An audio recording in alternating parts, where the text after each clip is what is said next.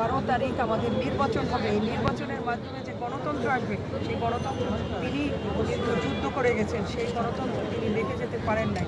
শুধু একটাই সান্ত্বনা যে ফ্যাসিস্টকে তিনি বিদায় করেছেন, শেখ হাসিনা এই বাংলাদেশ থেকে বিতাড়িত হয়েছে, এটাই সে দেখে যেতে পেরেছেন।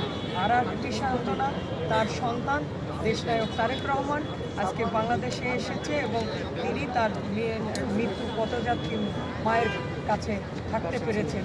এটাই হলো আমাদের সান্ত্বনা। আমরা চাই, আমরা সারা বাংলাদেশ দেশনেত্রীর জন্য দোয়া করছেন, আমাদের মায়ের জন্য দোয়া করছেন এবং আমরা আগামী দিনে আমাদের মা যে পথ দেখিয়ে গেছে সেই পথ যেন আমরা চলতে পারি এবং সেই পথে চলে যেন আমরা সেই উনি যে গণতন্ত্রের জন্য যুদ্ধ করেছেন, বাংলাদেশের প্রতিটি মানুষের জন্য যুদ্ধ করেছেন, সেই যুদ্ধে আমরা সামিল হয়ে তার যে আশা সেই আশা করতে পারি।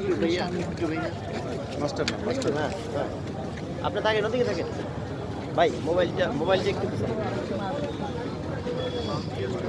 হ্যাঁ কোনো কথার মধ্যে থাকে। আজকে আমাদের প্রতিটা মানুষেরই কষ্ট হচ্ছে আমাদের মায়ের জন্য। আমাদের একটি গর্বের বিষয় যে তিনি বাংলাদেশের প্রথম মহিলা প্রধানমন্ত্রী।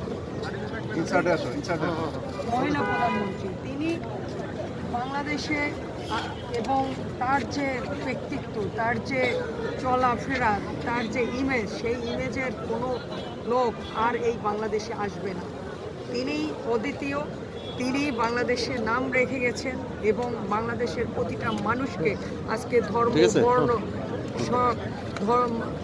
সকল পদের এক কাতারে নিয়ে এসেছেন তিনি। আজকে সবাই কান্নাকাটি করতেছে, তার জন্য দোয়া করতেছে।